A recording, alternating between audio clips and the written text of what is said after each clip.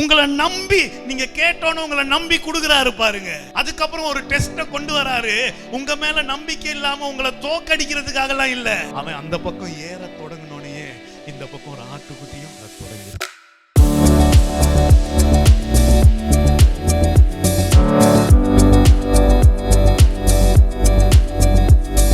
என்ன பார்த்துட்டு இருக்கோம்? 6 மாசம் முடிஞ்சிருச்சு பாருங்க ஒரு வருஷத்துல. Just incredible. All right.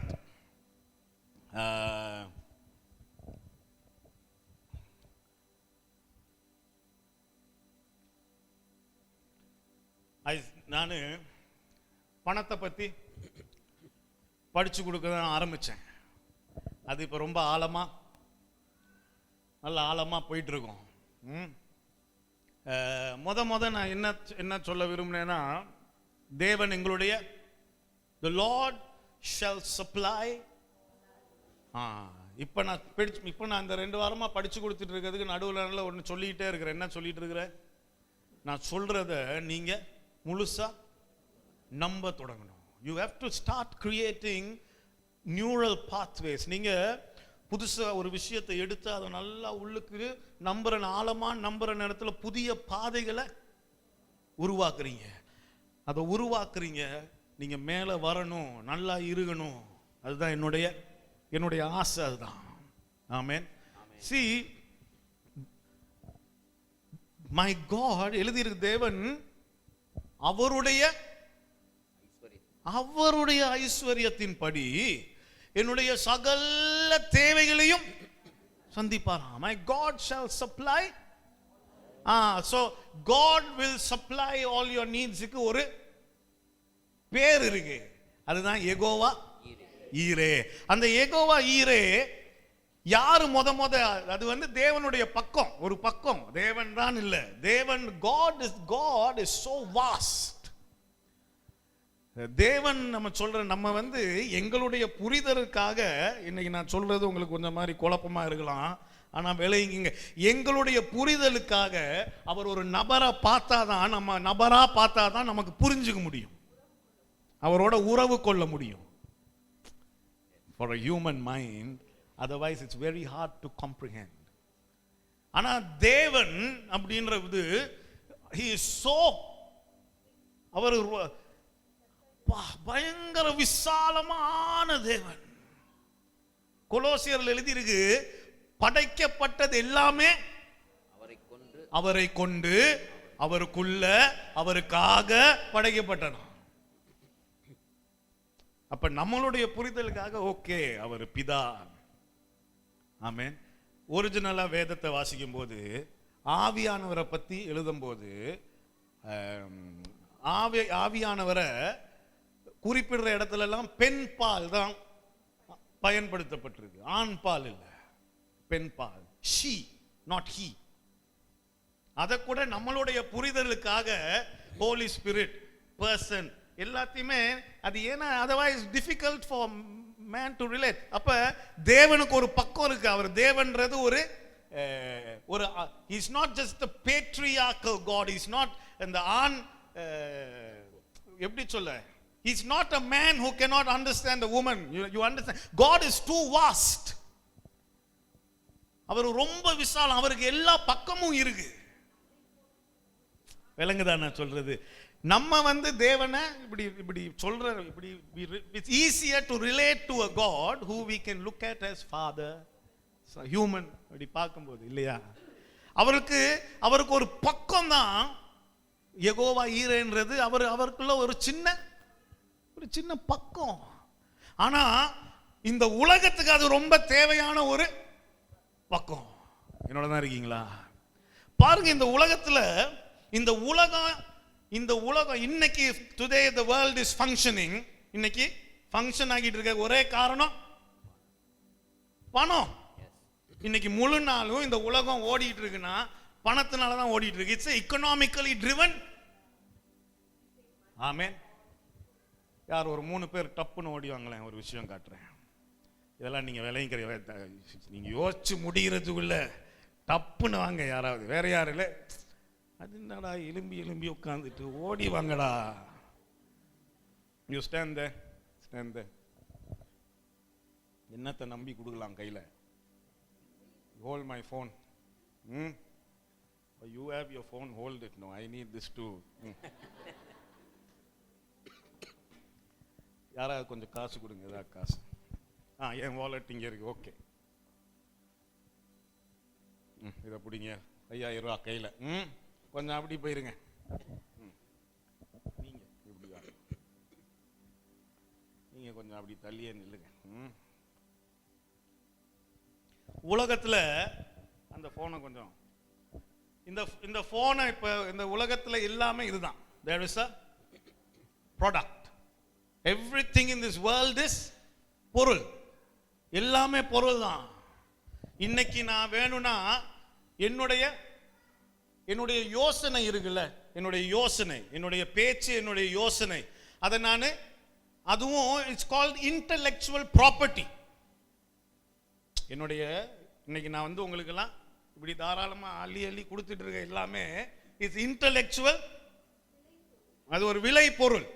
அதை நான் ஈஸியாக பேக்கேஜ் பண்ணி வித்துடலாம். அது என்ன, என் மனசாட்சி அது இடம் கொடுக்காது, நான் சொல்றேன். அந்த மாதிரி எல்லாமே பொருள். ஒரு கையில் என்ன தூக்கி பிடிங்க, ஒரு பணம் இருக்கு. இதை இங்க கொடுத்துட்டு அதை எடுத்துக்கலாம். இப்படிப்பட்ட ஒரு உலகத்தை தான் எனக்கும் உங்களுக்கும் நல்லா தெரியும். காணக்கூடாத ஒரு விஷயத்துக்கு இந்த உலகத்துல மதிப்பு. இதை நீங்க நல்லா இன்னைக்கு விளங்கிக்கணுமே கர்த்தாவே. The invisible has no respect or value. அங்க போயிருச்சா? இது எல்லாருக்கும் பார்க்கக்கூடிய ஒரு பொருள். அதனால அதுக்கு நாங்க கொடுக்கிற மதிப்பு ரொம்ப எவ்வளவு அதிகம்னா, எங்களுடைய மனசுல, நீங்க வெளியில சொல்லாட்டியும் எங்களுடைய மனசுல, money is my shepherd, I shall not want. பணம் என் மேய்ப்பராய் இருக்கிறபடியால் நான் தாழ்ச்சி அடையன்றதான் வாழ்ந்துட்டு இருக்கிறோம். நீங்க விளைவிக்கணும், நீங்க விளைவிக்கணும். வெளியில நம்ம த லார்ட்னு சொன்னாலும் நாங்க முக்கியத்துவம் எதுக்கு கொடுப்போம்? இப்ப நான் இங்க வந்து என்கிட்ட இருக்கிற காசு எல்லாத்தையும் எடுத்து இங்க கொட்டிட்டு, அது பக்கத்திலேயே இங்க நான் கொஞ்சம் தயவு, தேவனுடைய தயவு இங்க வைக்கிறேன் அப்படின்னு 2 விஷயத்தை வைக்கிறேன். இந்த தயவுன்றத 2ஐயும் வச்சுட்டு உங்களுக்கு வேண்டியதை எடுத்துட்டு போங்கன்னா, நீங்க தலையை சுரிஞ்சிட்டு மெதுவா பணத்தை தான் எடுத்துட்டு போவீங்க. ஏன்னா இதை பார்க்க முடியல. பார்க்க முடியாத எதையும் மதிக்கிறதுக்கு மனுஷன் ரொம்ப கஷ்டப்படுவான்.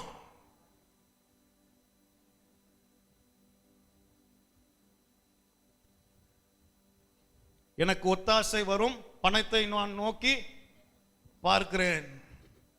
அப்படிதான் வாழ்ந்துட்டு இருக்கோம் பாருங்க. It's not I look up to the hills where my help comes from. My help comes from the Lord. இல்ல, my help comes from money. நாங்க அப்படி வாழ்ந்துட்டு இருக்கனால தான் நாங்க அதிகமா கவலைப்படுறதும் அதனால தான். யாராவது கவலைன்னா என்னன்னு சொல்லுங்களேன் ஒரு நிமிஷம். What is worry? What is worry? Define. எனக்கு ரொம்ப முக்கியம், எல்லாத்துக்கும் ஒரு டெஃபினிஷன் இருக்கணும். கிறிஸ்தவர்களுக்கு கேட்போம். கிறிஸ்தவர்களுக்கு சரி, நாங்கெல்லாம் கிறிஸ்துவ நம்புறோம்ல, கிறிஸ்தவர்களுக்கு கவலைனா என்ன அர்த்தம்?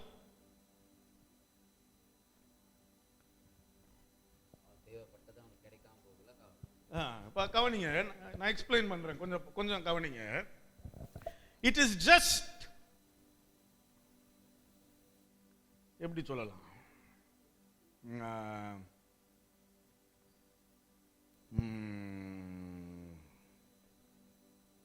it is just a memory or an assumption. எப்படி சொல்ல, அது என்னது, எங்களுடைய சிந்தனைகள்ல ஒரு யோசனை, தேவன் இல்லாத ஒரு யோசனை. நாளைக்கு இப்படி நடந்துருமோன்னு நான் பயப்படுற போது, கவலைப்படும் போது, அந்த கவலையில யாரு இல்ல, அவர் இருந்தா அப்படி அந்த யோசனையே அப்ப வெறும் யோசனை தான், ஆனா தேவன் இல்லாத ஒரு யோசனை தான் கவலை. இப்ப இது நல்ல விளையுங்க. இயேசு வந்து சொல்றார், எனக்கு வேற ஒரு எதிரியோ இல்ல, எனக்குன்னு எனக்கு சரிசமமா வேற யாருமே, எனக்கு இருக்கிறதெல்லாம் பணம் தான். எனக்கு எதிரியா நான் ஒருத்தன் இருக்கிறானா அது பணம். முக்காவாசி நேரம் எதை பத்தி கவலைப்படுவோம்? அப்படின்னா இன்னைக்கு நான் சொல்றேன், இதை நல்லா விளங்கிக்குங்க. Like worship to God is worry to mammon. தேவனுக்கு எப்படி எங்களுடைய ஆராதனையோ அந்த மாதிரி தான் எங்களுடைய கவலை. என்ன இயேசு என்ன சொல்றார்? மேமன் இன் தமிழ் ரெண்டு எஜமான்கள், அதுல ஒண்ணு அவர் நானு, அடுத்தது என்னன்னு சொல்றாரு? உலக பொருளா? What is it? What is it? Where is it? Quickly.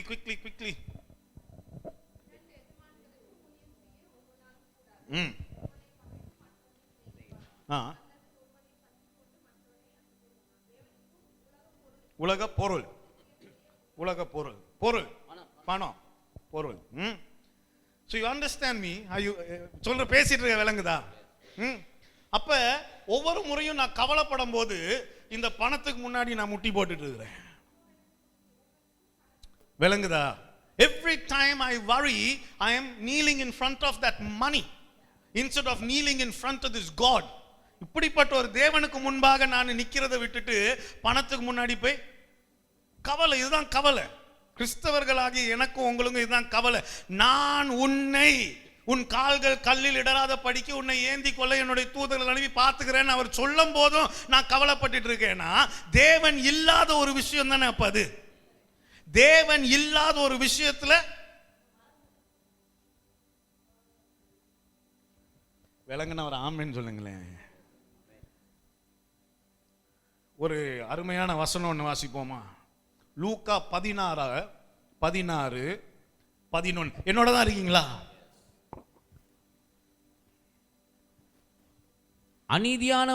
அநீதியான உலகப் பொருளை பற்றி நீங்கள் உண்மையாயிராவிட்டால் யார் உங்களை நம்பி உங்களிடத்தில் மெய்யான பொருளை ஒப்புவிப்பார்கள்? இங்கிலீஷ்ல காட்டுங்க. இருங்க அதை கையில் வச்சுங்க. அந்த தமிழ் வெர்ஷனை கையில் வச்சுங்க. do we have amplified? அந்த ஆம்பிளிஃபைடை கொஞ்சம் காட்டுங்களேன். என்னோட தான் இருக்கீங்களா? இன்னைக்கு கொஞ்சம் வார்த்தையை கற்றுக்குவோமா? ஆமென் சொல்லலாம். ஆமா, நான் இங்க அதை வாசிச்சிருவோம் தமிழ்ல. முதல்ல இதை கொஞ்சம் கேளுங்க. எனவே இந்த உலகத்தின் செல்வத்தை பயன்படுத்துவதில் நீங்கள் உண்மையற்றவர்களாயிருந்தால் உண்மையான செல்வத்தை யார் உங்களை நம்பி உங்கள் கையில் கொடுப்பான்? கொஞ்சம் கவனிங்க. இங்க ரெண்டு விஷயம் பேசப்படுது. If you're not being faithful in the case of unrighteous mammon, deceitful riches, money, possession, நீங்க அங்கேயே போய் நில்லுங்க. இது வந்து என்னவா? இதுதான் பணம், இதுவும் riches, mammon சொல்றாரு.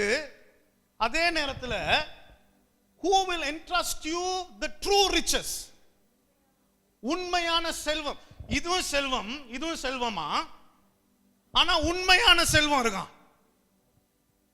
மாத்திங்க இதாங்க வைங்க. இதை பிடிச்சிங்க, ரெண்டு பேரும் கையை தூங்க. நீங்க இங்க வாங்க.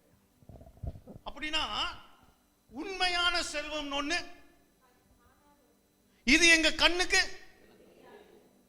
ஆனா இந்த உண்மையான செல்வத்தை வச்சு இதையும் பெற்றுக்க முடியும், இதையும் பெற்றுக்க முடியும். ஆனா இதை வச்சு இதை ஒரு நாளும் விளங்குனா ஒரு ஆமென் சொல்லுங்களேன்.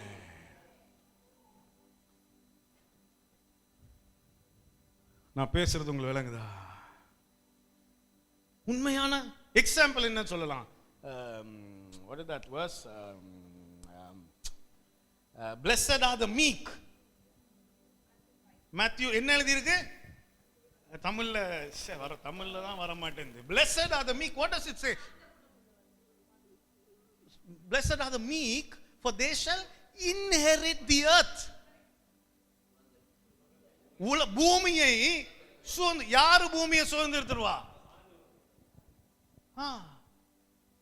கொஞ்சம் சரி, கை வலிச்சா கீழே போட்டுங்க. மத்தேயு கொஞ்சம் யோசிச்சு பாருங்களேன்.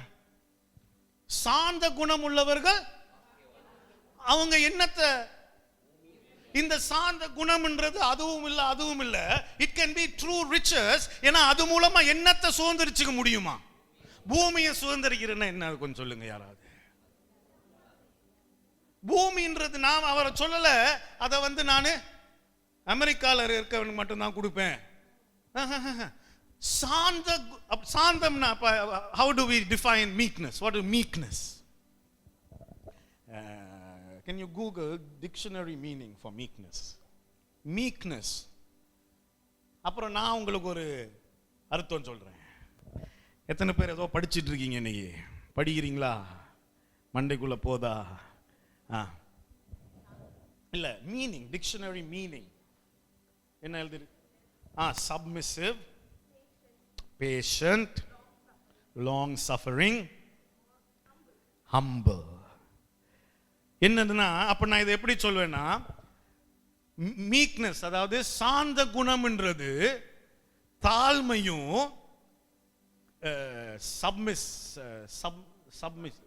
என்னது மொத்தமா அர்ப்பணிக்கிறது. தாழ்மையும் அர்ப்பணிப்பும் நீடிய பொறுமையும் சேர்ந்ததுதான் என்னதான். உங்களுக்கு விளங்குதா? பொறுப்பவன் பூமி ஆழ்வான்னு இருக்குல்ல. ஆனா என்ன இங்க என்ன எழுதி இருக்கு பாருங்க. முதலாவது தாழ்மை. தாழ்மையை பத்தி நான் உங்களுக்கு நிறைய சொல்லி கொடுத்துருக்கேன். How do I define humility? Humility is complete dependence. மொத்தமா தேவனை, அப்புறம் மொத்தமான அர்ப்பணிப்பு, மொத்தமான சார்ந்து இருக்கிறது, மொத்தமா அர்ப்பணிக்கிறது, பொறுமையா இருக்கிறது. அதுதான் என்னது? அந்த சாந்த குணம். அவன் உலகத்தை, அப்போ ஒருத்தன் சாந்த குணத்தோட இருக்கிறது அது ஒரு வேல்யூவாவே யாருக்கும். ஆனா தேவனிடத்துல நான் போகும்போது அவர் இதை கொடுக்கணும்னு நானு போறேன். ஆனா அவர் என்ன மாத்தி, வார்த்தையை வைத்து என்ன மாத்தி மாத்தி மாத்தி ஆவியின் கனியை எனக்கு உள்ள வச்சு எதை கொடுக்கிறாரு கடைசியில?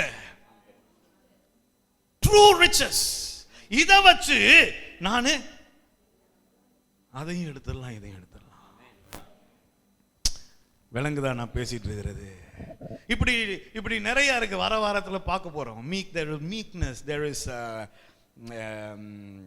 என்ன சொல்லலாம், competence. தேர்ச்சி பெற்றவனா உலகத்துல வசனத்துல இருக்கு. the one who is skilled, தேர்ச்சி பெற்றவன் ராஜாக்களுக்கு முன்பாக நிப்பான். யாரு நிப்பா? எல்லாரும் நிக்க மாட்டானா? அது வேதமே சொல்லியிருக்கு. we take pride in mediocrity. எப்படின்னா, இந்த சாதாரணமா எங்களை சுத்தி நடந்துட்டு இருக்கிறதுலே நம்ம ரொம்ப பெருமையா, எனக்கு ஒரு விஷயம் தெரியும்னா அந்த விஷயத்துல நான் இன்னும் இன்னும் இன்னும் என்ன நல்லா தேர்ச்சி பெற்று மேல வரணும்னு எனக்கு தோணலைன்னா தொலைச்சிட்டு நிற்பேன். உண்மையான ட்ரூ ரிச்சஸ், ட்ரூ ரிச்சஸ் விளங்குதா? அதைத்தான் இப்ப நானு போன், அதை தான் நானு உட்காருங்க. அதை தான் இங்க இந்த வாரம் நான் உங்களுக்கு வந்து இப்ப 2-3 வாரமா சொல்லிட்டு இருக்கேன். What am I teaching you?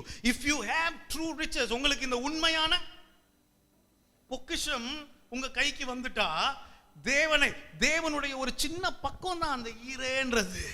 அதை ஈர்த்து எடுத்துடலாம். பாருங்க, விளங்குனா ஒரு ஆமேன் சொல்லுங்களேன் சத்தமா. ஆமேன். ஒரு பக்கம் தான் இது, ஒரு பக்கம். அப்ப இதை எங்க வாசிக்கிறோம்? ஆபிரகாம் ஒரு நாள் தேவன் வந்து சொல்றாரு.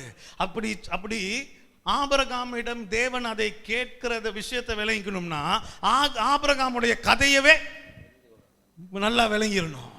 ஆபிரகாம்னு ஒரு மனுஷன் ஒரு நாள் தேவன் வந்து அவனை அழைக்கிறாரு.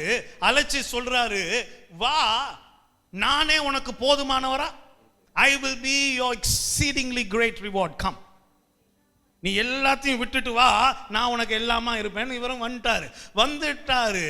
ஆனா இவருக்கு என்ன இல்லை? குழந்தை இல்லை.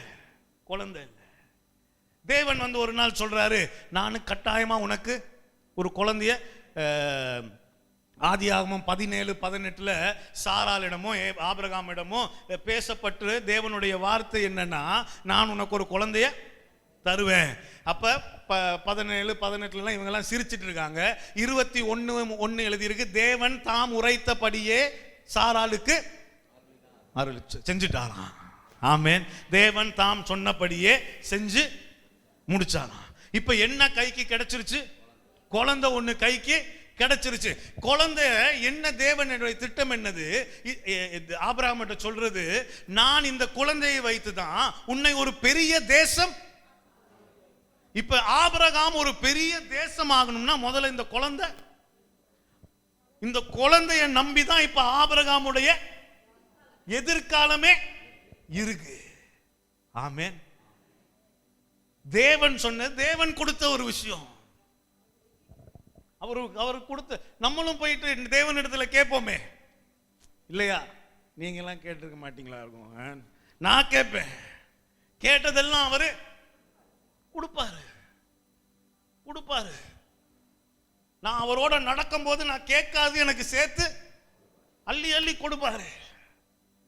பொருளை கொடுக்கிறாரு, பதவியை கொடுக்கிறாரு, எல்லாத்தையும் கொடுத்துட்டே இருக்கு. கொடுக்கிற தேவன் அவரு. ஆனா அந்த பக்கத்தை ஈர்த்து எடுக்க தெரியணும். இந்த வாரம் நானும் என்னையும் காரணியும் இந்தியா முழுவதும் இருக்கிற எல்லா வாவ் சபைகளுக்கும் என்னையும் காரணியும் லீட் பாஸ்டர்ஸ் ஆக்கிட்டாங்க.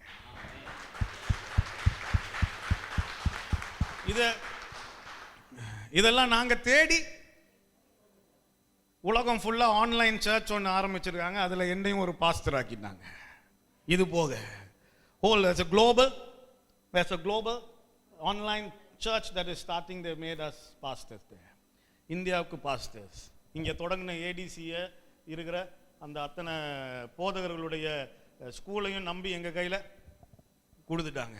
இந்த சர்ச்சையும் நம்பி இதெல்லாம் எப்படி நம்மளை தேடி வருது? நான் எதையுமே வாழ்க்கை யார்கிட்டையும் போயிட்டு நான் கேட்டதும் இல்லை, ஒன்றும் இல்லை.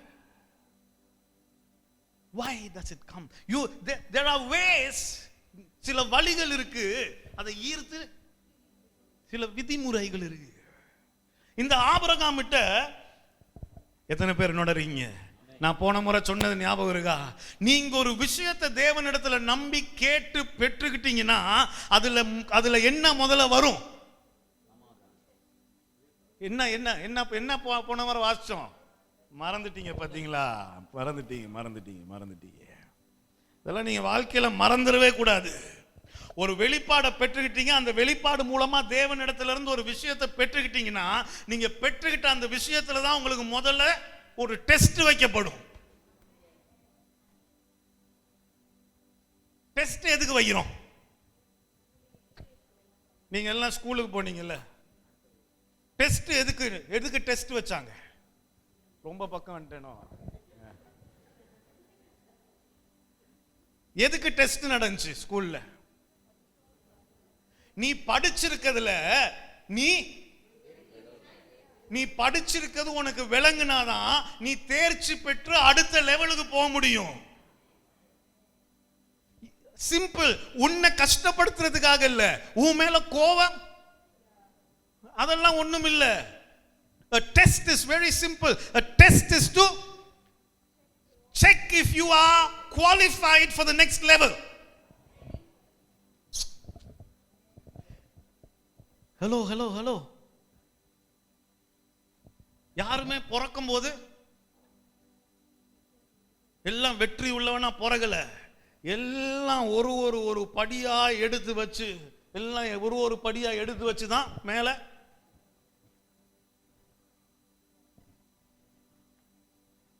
She wasn't born a doctor. She is a good doctor. பிறக்கும் போதே ஸ்டெத்தஸ்கோப்போட நிறைய டெஸ்ட் பாஸ் பண்ண வேண்டி இருந்துச்சு. உன்னை உன்னை நான் இன்னைக்கு நான் டாக்டர் ஆக போறேன்னு எப்படி யார் முடிவு எடுத்தாரோ அவங்க முடிவு. ஆனா அந்த முடிவு வந்தோடனே அவங்கள அறியாமலே அவங்கள சுத்தி அதுக்கு நிறைய டெஸ்ட் நடந்திருக்கும்.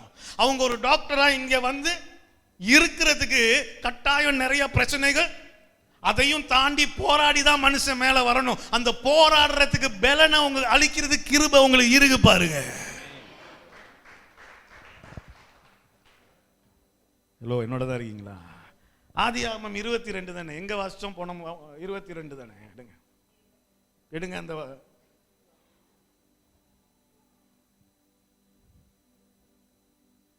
இந்த காரியங்கள் நடந்த பின்பு தேவன் ஆபிரகாமை சோதித்தார். சத்தமா சொல்லுங்க, தேவன் ஆபிரகாமை சோதித்தார். அவன் கேட்ட குழந்தை அவனுக்கு கிடைச்சிருச்சு. அவன் கேட்ட பிசினஸ் அவனுக்கு கிடைச்சிருச்சு. அவன் ஆசைப்பட்ட குடும்பம் அவனுக்கு அமைஞ்சிருச்சு. அவன் கேட்ட வேலை அவனுக்கு கிடைச்சிருச்சு. அதற்கு பின்பு தேவன் அவனை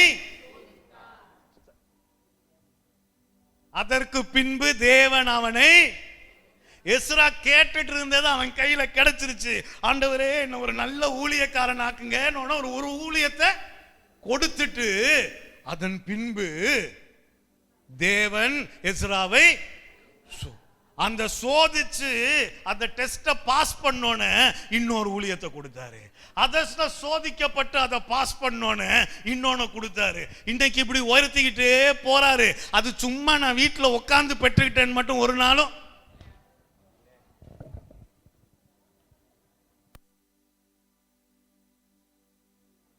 ஒவ்வொரு எக்ஸாமையும் ஒழுங்கா பாஸ் பண்றதுதான் உங்க வேலையா. அதுதான்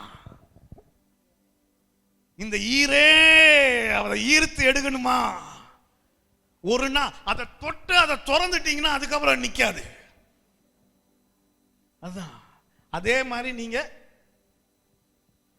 எக்ஸாம்பிள் அதுக்கப்புறம் ஃபெயில் ஆகிட்டே போனீங்கன்னா கொஞ்சம் கொஞ்சமா இது உண்மை. இதுதான் அதை நிக்க வைக்காம பார்த்துக்கிறதுக்கு உங்க இருதயம் அது கிருபை இருக்கு. தேவனுடைய இரக்கம் ஒரு நாள் இருக்கு, உங்களை தூக்கி வீசிராது. நீங்க சரியா நிக்கிற வரைக்கும் உங்களுக்கு புதிய இரக்கத்தை அது கொடுத்துக்கிட்டே இருக்கிறாரு. ஒவ்வொரு நாளும் புதிய இரக்கம். எதுக்கு ஒவ்வொரு நாளும் புதிய இரக்கம்? அப்படியே இருந்துட்டு இருக்கிறதுக்கா? என்னோட தான் இருக்கீங்களா? இதன் பின்பு சோதிக்க என்ன சோதனை? அவனுக்கு கொடுத்த உடனே கேட்கல.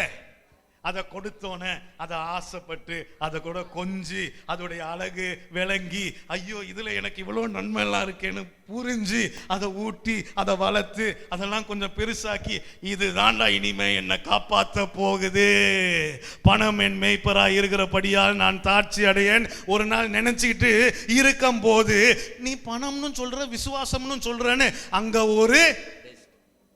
ஒரு சோதனை வரும். என்னது நடந்துச்சா?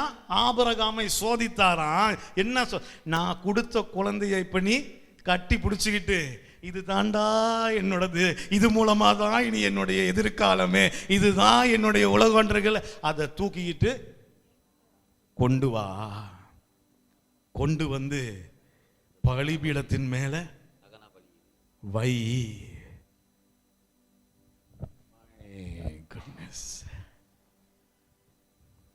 My goodness. ஏன்னா அவனுடைய இதயம் எந்த இடத்துக்கு திரும்ப வந்துடணும், எந்த இடத்துல என்னைக்குமே இருக்கணும், எதிர்காலம் இது இல்ல. அவர் கூப்பிடும் போது சொன்னாரு, நான் தான் உனக்கு எல்லாமா இருப்பேன்னு, கடைசி வரைக்கும் நான் தான் உனக்கு எல்லாமா இருப்பேன்ற உன்னுடைய இருதயத்தை அதே இடத்துல நீ வச்சுக்கணும். விளங்குனா ஒரு ஆமேன்னு சொல்லுங்களேன்.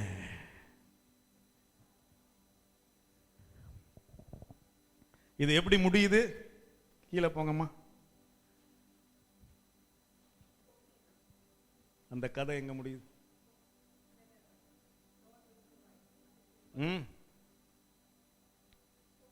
எந்த டெஸ்ட்ல பாஸ் பண்ணாரு நாங்க எழுதி இருக்குமே.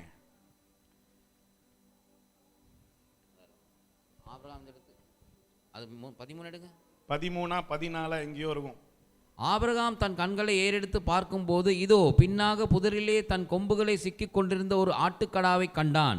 அப்பொழுது ஆபிரகாம் போய் கடாவை பிடித்து அதை தன் குமாரனுக்கு பதிலாக தகன பலியிட்டான். அதுக்கு 12 மேல அழகா ஒன்று எழுதியிருக்கும். அப்பொழுது அவர் பிள்ளையாண்டான் மேல் உன் கையை போடாதே, அவனுக்கு ஒன்றும் செய்யாதே, நீ அவனை உன் புத்திரன் என்றும் ஏகசுதன் என்றும் பாராமல் எனக்காக ஒப்பு கொடுத்தபடியினாலே நீ தேவனுக்கு பயப்படுகிறவன் என்று இப்பொழுது அறிந்திருக்கிறேன். ஒரு ஆமென் சொல்லுங்க. நீ யோசிக்காம நீ அதை என்கிட்ட கொண்டு வந்தல்ல, அப்ப நீ தேவனை பயப்படுறவன் நான் விளங்கிட்டேன், நீ டெஸ்ட பாஸ் பண்ணிட்ட. ஆனா இந்த டெஸ்ட பற்றி ஒரு அழகு சொல்லட்டுமா? அவர் பரீட்சை வைக்கிற போது நீ தோத்துறணும்னு அவர் ஒரு நாளும் பரீட்சை. ஒருத்தர் அழகா இதை பத்தி எழுதும் போது எழுதுறாரு, ஆபிரகாம் இந்த பக்கம் மகனோட இந்த மலையை ஏற தொடங்கும் போது அந்த பக்கம் ஒரு ஆட்டுக்குட்டி அந்த மலையை ஏற ஆரம்பிச்சிருச்சான். நீங்க மேல வந்து தோக்க வைக்கணும்ன்றது அவருடைய ஆசை. அவர் உங்களை சோதிக்கணும்னு விரும்புறாருன்னா உங்களை ரொம்ப பிடிச்சி உங்க இருதயத்தை நேசிச்சு உங்களை விலகலனால தான் அதை பண்றாரு. ஏன்னா அவருக்கு இப்போ உங்களை அடுத்த படிக்கு கொண்டு போய் உங்களை பயன்படுத்தணும்னு ஆசைப்படுறனால.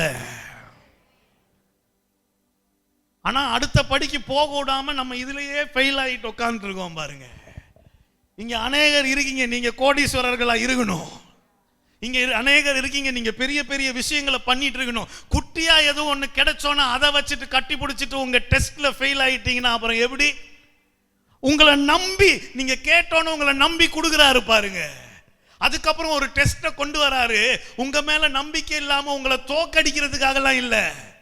அவன் அந்த பக்கம் ஏற தொடங்கினோனையே இந்த பக்கம் ஒரு ஆட்டுக்குட்டியும் ஏற தொடங்கிருச்சு. ஒரு ஆமென் சொல்ல மாட்டேன்றீங்களே. இப்ப இதுல 2 விஷயம் இருக்கு. I want to teach you 2 laws today. அதனாலதான் இன்னைக்கு நான் ஆராதனையை சீக்கிரமாவே நிறுத்தினேன். ஏன்னா போன முறையும் நேரம் இல்லாம போயிருச்சு. இதை இன்னைக்கு நான் சொல்லி முடிச்சிடணும்.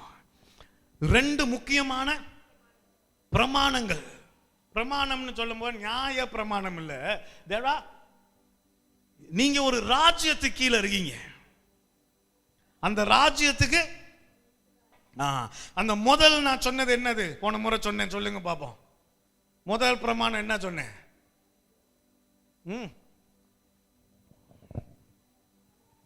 பரவாயில்ல, இந்த முறை ஞாபகம் வச்சுக்கிறீங்களா? இந்த முறை மறந்துடக்கூடாது. The first law is the law of complete surrender. என்னது? முழுமையான அர்ப்பணிப்பு. உங்க வாழ்க்கையை தேவனுக்கு முழுமையா ஒப்பு கொடுத்துருங்க. நீங்க தான் சார் எல்லாம். நான் வாழ்ந்தாலும் நீங்க தான், நான் செத்தாலும் நீங்க தான்.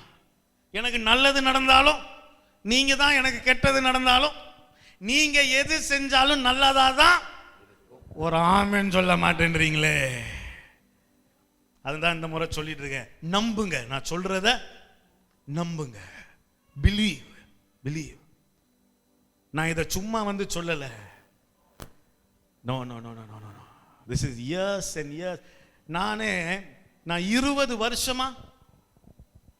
வருஷமா ஏறக்குறைய 20 வருஷமா நான் போய்கொண்டு இருக்கிற பாதை இது.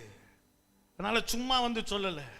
இதை நான் வந்து சொல்றேன்னா, நான் இதை வேதத்துல படிச்சு எவ்வளோ பேரை பேசுறத கேட்டு சொல்றத கேட்டு என்னுடைய தகப்பன் படிச்சு கொடுக்கறத கரைச்சு குடிச்சு அப்புறம் தான் வந்து சொல்றேன். ஆமென். ஒரு வசனம் வாசிச்சேன் போன முறை, உங்களுக்கு ஞாபகம் இருக்கான்னு தெரியல. சரி, 2 கொரிந்தியர் 8:5 வாசிச்சுட்டு அடுத்ததுக்கு போயிடுவோம். 2 கொரிந்தியர் 8:5. மேலும் நாங்கள் நினைத்தபடி மாத்திரம் கூடாமல் தேவனுடைய சித்தத்தினாலே முன்பு தங்களை தாமே கர்த்தருக்கும். கொஞ்சம் கவனிங்க. மக்கதோனியா சபையை பத்தி எழுதியிருக்கு. என்னது? அவன் பெரிய பணக்காரன் இல்ல. அவன் இன்ஃபேக்ட் என்ன தரித்திரத்துல இருந்தானா, தரித்திரத்திலையும் கொடுத்தானா. அதை மட்டும்தான் நாங்க பாக்குறோம். ஆனா பவுல் இங்க எழுதுறாரு, அவன் தரித்திரத்திலையும் இப்படி அள்ளி அள்ளி கொடுக்கிற ஒரு இருதயம் அவனுக்கு வரதுக்கு முன்னாடி அவன் தன்னைத்தானே முழுமையா தேவனுக்கு கொடுத்துட்டானா. என்னோடதான் இருக்கீங்களா? They first gave themselves to the Lord. That is why it was so easy for them to அவனுக்கு மேமன்றது என்னது, உலக பொருள்ன்றது ஒரு பெரிய விஷயமாவே, ஏன்னா அவனை முழுசா அவன் தேவனுக்கு ஒப்பு கொடுத்துட்டான்.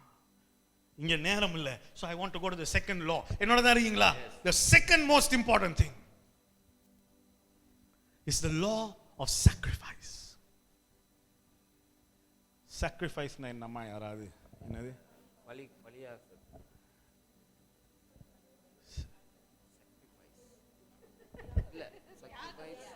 எதையோ ஒன்று சொல்லுங்க.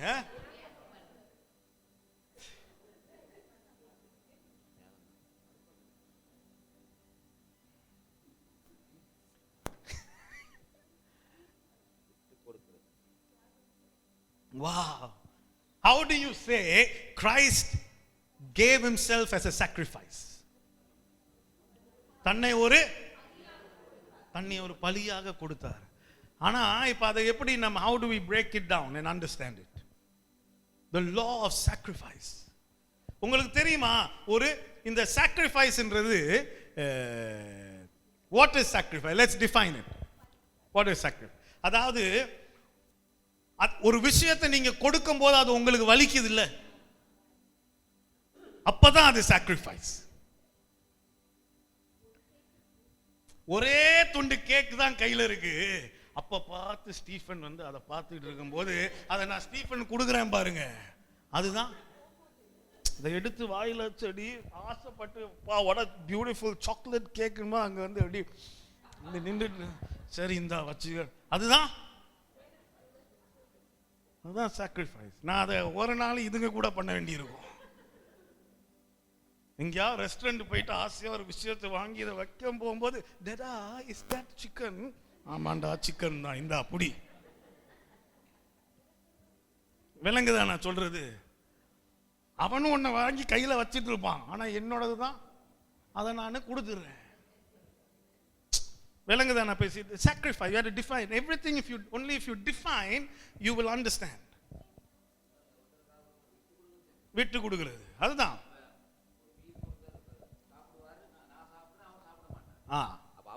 அவருக்காக நான் அதை பண்ணாம இருக்கிறதும் எதெல்லாம் இப்போ உங்களுக்கு அது ஒரு வலிய கொடுக்கணும், அது உங்க வாழ்க்கையில் அது ஒரு தாக்கத்தை உண்டு பண்ண. There is beauty in sacrifice. அதை நீங்க என்னைக்கு விளைவிக்கிறீங்களோ, உங்களை சுத்தி இருக்கிற உலகத்தை ஒரு நிமிஷம் பாருங்க. ஒரு செடி தன்னுடைய விதையை கொடுத்தாதான் அங்க இன்னொரு வளர்ச்சியே நடக்குது. ஒரு தாய் ஒரு வலியில கஷ்டப்பட்டாதான் அங்க இன்னொரு ஜீவனே உருவாகுது. ஒரு வலி இருக்கு, ஒரு கொடுத்தல் ஒண்ணு இருக்கு, ஒரு இழப்பு ஒண்ணு இருக்கு நடக்குது. ஒரு சூரியன் கூட முழு நாளும் தன்னுடைய பிரகாசத்தை கொடுத்துக்கிட்டே இருந்தாதான், விளங்குதா?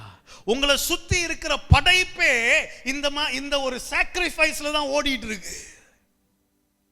தேவன் இந்த உலகத்தையே நானு காப்பாற்ற போறேன்னு அவர் நினைச்ச போதும் எதை வச்சு தான் காப்பாற்ற முடிஞ்சது? sacrifice.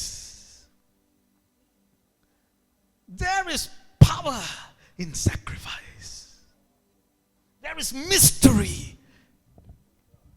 அப்படி ஃபுல்லா இங்கிலீஷ் போயிருச்சு.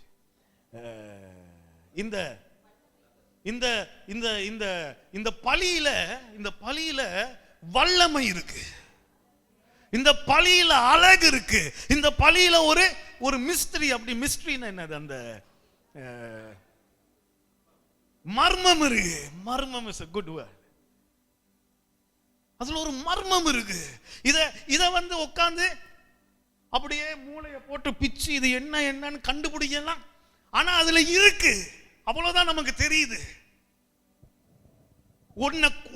ஒன்ன கொடுக்கும் போதுதான் அது பலவிதமா நமக்கு பெருகுது, திரும்ப வருது. தேவன் தம்முடைய ஒரே பேரான குமாரனை கொடுத்தபடியால் இன்னைக்கு ஒரு உலகமே அவர்கிட்ட, அது அவர் அப்படித்தான் சொல்றார். நான் இந்த மரத்துல தூக்கப்பட்டா இந்த முழு உலகத்தையும் நான் என் பக்கம் ஈர்த்து கொள்வேன். அப்படின்னா பலிக்கு ஈர்க்கிற ஒரு தன்மை இருக்குது. ஒரு ஆமென் சொல்லுங்க.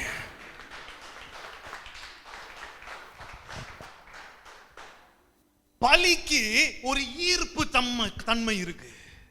நான் உயர்த்தப்பட்டால் இந்த உலகத்தையே நானே ஈர்த்து. If I be lifted up, I will draw this world to me. அப்படின்னா sacrifice has the power to draw. ஈர்த்தெடுக்கிற ஒரு வல்லமை இருக்கு இந்த பலிக்கு. That is why it's written, வசனத்தில் எழுதியிருக்கு, நீ தேவனை சந்திக்க ஆராதிக்க போறதா இருந்தா வெறும் கையா போகாதன்னு எழுதியிருக்கு. Don't go empty handed to God. நமக்கு அப்படிலாம் யோசனையே.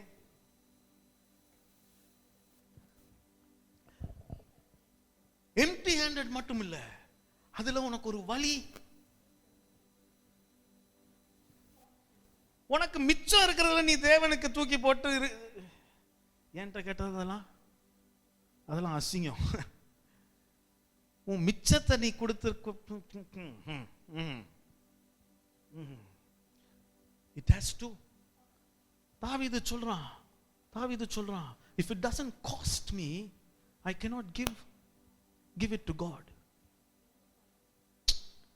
என்னோட தான் இருக்கீங்களா? விலங்குன ஒரு ஆமென் சொல்லுங்களேன். ஏன் இப்படி பயங்கர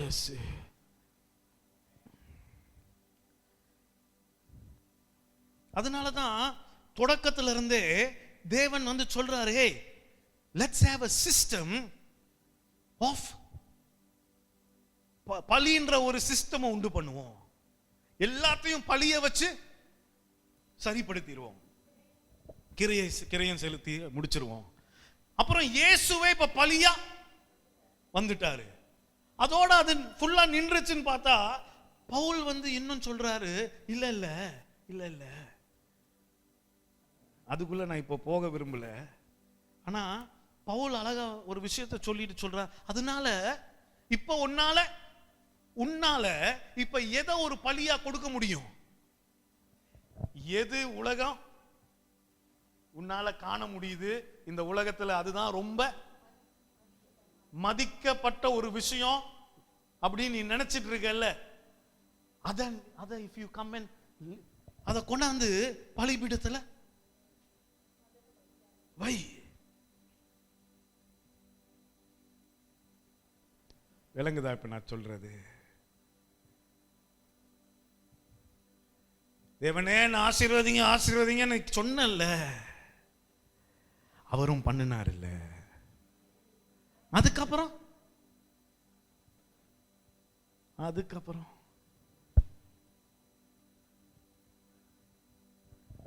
ஒரு ஆமென் சொல்லுங்களேன். மறந்துட மாட்டீங்களே. These two laws, the law of surrender, the law of sacrifice. Amazing. தேவனுடைய ராஜ்யம் வளர்ச்சி அடை, இதெல்லாம் நீங்க விளங்கிக்க மாட்டீங்க. ஏன்னா நம்ம எப்பவும் சொல்றதுதான், கிருபையை நாங்க விளங்கிக்கிட்ட விதம் அப்படி. தேவனோடு இயேசுவோடு உலகத்தில் நடந்த 12 பேரும் பலியாக வேண்டி இருந்துச்சு.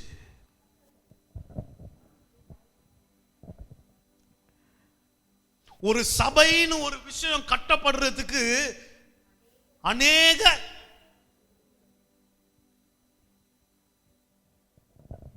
இன்னைக்கு நீங்க ரத்தம் எல்லாம் சிந்திட்டு இருக்க வேண்டாம். அதெல்லாம் தேவன் இப்ப உங்ககிட்ட கேட்கவும் இல்லை, எதிர்பார்க்கவும் இல்லை.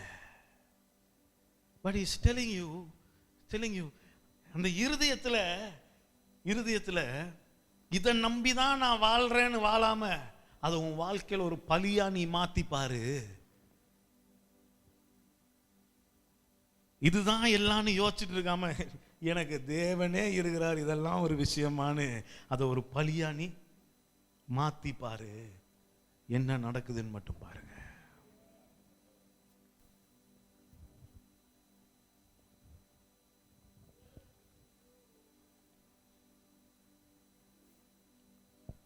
There is power in sacrifice. ஆமென் சொல்ல மாட்டேன்றீங்களே. வலிக்கணும்.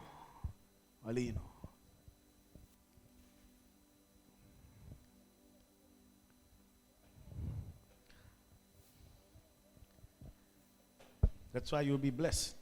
I kid you not. எனக்கு நைட்டு ஒரு நாள் 10 மணிக்கு நம்ம ஒரு ஃபோன் கால் வருது. நான் வந்து உங்களை உடனே பார்க்கணுன்னு இந்த தம்பி ஓடி வராரு.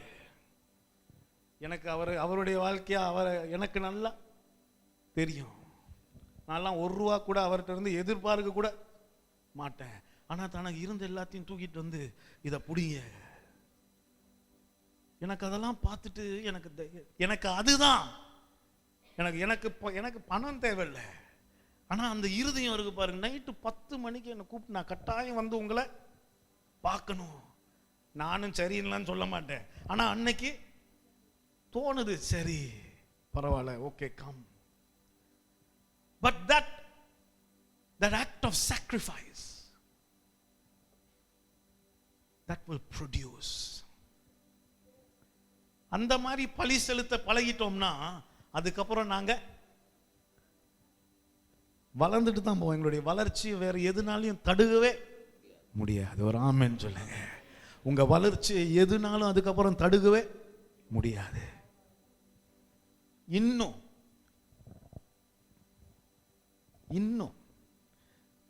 நான் அப்படிதான் வாழ்ந்துட்டு இருக்கேன். இந்த பசங்களுக்கெல்லாம் தெரியும், ஒரு பாஸ்டர் வந்தா அந்த பாஸ்டரை நான் போய் எல்லா பாஸ்டர்ட்டையும் தசமபாகம் காணிக்க கொடுக்க மாட்டேன். அது வந்து என் தகப்பனுக்குரிய விஷயம். ஆனால் எல்லா பாஸ்டர்ஸையும் நல்லா பார்த்துக்குவேன். இவன் பசங்களை தான் அனுப்பி எல்லாம் அதெல்லாம் பண்ணிகிட்டு இருப்பேன். அவங்களுக்கு தெரியும் நான் எவ்வளோ செலவு பண்ணுவேன், எவ்வளோ கொடு. ஏன்னா என்னுடைய நம்பிக்கை அது இல்லை பாருங்க. அவர் தான் நம்பிக்கை. ஆமென். நான் வந்து பணம் என் மெய்ப்பனா இருக்கிறபடி நான் இல்லை, கர்த்தர் என் மெய்ப்பரா இருக்கிறபடியால நான் தாழ்ச்சி அடையே. அவர் என்னை புல்லுள்ள இடங்களில், அவர் ஆமென் சொல்லுங்க. ஆமென். அன்னைக்கு ஆபிரகாம் பண்ண இந்த 2 விஷயம் யாரை ஈர்த்தெடுத்தது? யெகோவா ஈரேன்ற தேவனுடைய ஒரு பக்கத்தை ஈர்த்து. அதுக்கப்புறம் ஆபிரகாமுடைய வாழ்க்கையை வாசிச்சு பாருங்க. தேவனும் எங்கேயும் கேட்கல, ஆபிரகாமும் எங்கேயும் தாழ்ச்சி அடைஞ்சதும் இல்லை. அத ஒரு முறை நீங்க வாழ்க்கையில் அதை பழகிட்டீங்கன்னா அவ்வளவுதான். தேவன் ஒரு முறை உங்க இதயத்தை பார்த்து, நீ டெஸ்ட் பாஸ் பண்ணிட்ட, நீ என்ன பயப்படுற பயம் உனக்குள்ள இருக்குன்னு எனக்கு தெரிஞ்சிருச்சு. அதுக்கப்புறம் அடுத்த நாள் நீங்க போய் தேவனுக்கு தெரிஞ்சிருச்சு, இனிமே நான் என்ன வேணாலும் பண்ணலான்னு இருப்பீங்க. இல்லை, நீங்க அதுக்கப்புறம் ரொம்ப கான்ஷியஸா இருப்பீங்க. ஆமாவா இல்லையா? அவன் இன்னைக்கு யெகோவா ஈரேவ ஈர்த்தெடுத்தான் பாருங்க. அந்த மலையில ஒவ்வொரு படியும் அவன் எடுத்து வைக்கும் போது யெகோவா ஈரேன்ற ஒரு தேவனுடைய பக்கத்தை அவனுக்கு நேராக ஈர்த்தெடுத்துட்டு இருக்கான். இயேசு ஒவ்வொரு முறையும் அந்த மலையில கால் எடுத்து வச்சுட்டு இருந்தபோது, இன்னைக்கு நானும் நீங்களும் இயேசுவை பத்தி அப்படித்தான் எழுதியிருக்கு. அவர் மகனாய் இருந்தும், even though he was a son, he learned obedience. அவர் மகனாய் இருந்தும் கீழ்ப்படுதலை கற்றுக்கொண்டு, எப்படி அந்த ஒவ்வொரு படியிலையும் கீழ்ப்படிந்தலை கற்றுக்கொண்டாராம். மகனாய் இருந்தும். அது ஏன் அப்படி எழுதியிருக்கு மகனாய் இருந்தும்னு? ஏன்னா இன்னைக்கு அதுதானே நம்ம எக்ஸ்கியூஸ். நாங்கெல்லாம் மகன் இல்லை, மகனாய் இருந்தும் அந்த ஒவ்வொரு படியிலையும் கீழ்ப்படிதலை கற்றுக்கொண்டு தன்னை தானே கொடுத்து. ஒரு ஆமென் சொல்ல மாட்டேன்றீங்களே? இன்னைக்கு நாங்க எல்லாரும் ஏற வேண்டிய ஒரு மலை இருக்கு. அதை ஒழுங்கா ஏறி அவரை ஈர்த்து எடுத்து நாங்க பலிபீடத்துல வைக்க வேண்டியது அவர் முன்னாடிக்கு உண்மையா பலிபீடத்துல வைக்க பழகிட்டோம்னா அந்த பக்கம் வந்துட்டு இருக்க ஆடு ஒரு நாள் நீங்க குறைவில்லாம ஒரு ஆமென் சொல்லுங்க. ஜெபிப்போமா?